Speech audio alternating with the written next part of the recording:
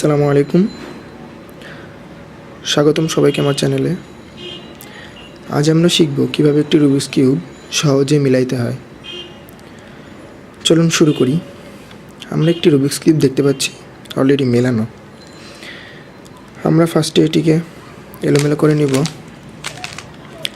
আমরা এলোমেলো করে নিচ্ছি।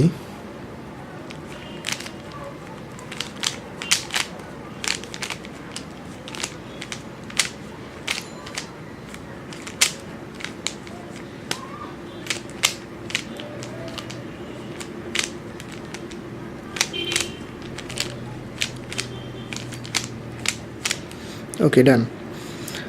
আমরা এখন যে কোনো একটি কালার নিয়ে কাজ করব। ফার্স্টে আমরা কালার ধরবো সাদা এবং হলুদ।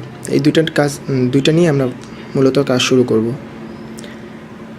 ফার্স্টে আমরা সাদাকে মিলাবো, সাদাকে মেইন। এই জন্য আমরা সাদাকে মেলানোর জন্য ফার্স্টে আমরা সাদার চারপাশে 4টি সাদা আনব। দেখা যাচ্ছে একটি অলরেডি চলে এসেছে। আমরা বাকি আরও 3টে আনতে হবে এবং এই সাদাগুলো এমনভাবে আনতে হবে যাতে করে এই সাদার সাথে মেলে এবং এর সাথে যে কালারটা আছে সেটার মিডল পয়েন্টও মিলতে হবে।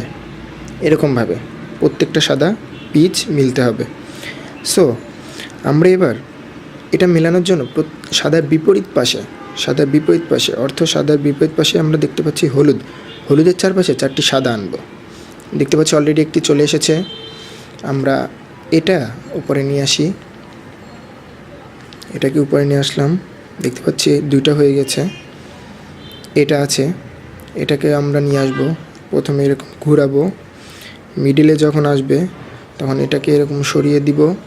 তখন আমরা দেখতে পাচ্ছি এটা সোজাসুজি উল্টে দিলে এখানে চলে আসবে। আমরা এরকমভাবে আরেকটা নিয়ে আসলাম। এখানে আরেকটা আছে, এটা মিডল পয়েন্টটা আনবো ফার্স্টে। তারপরে আমরা এটাকে এরকম ঘোরাই দিব। তারপরে আবার আমরা এটাকে এরকম ঘোরাই দিব।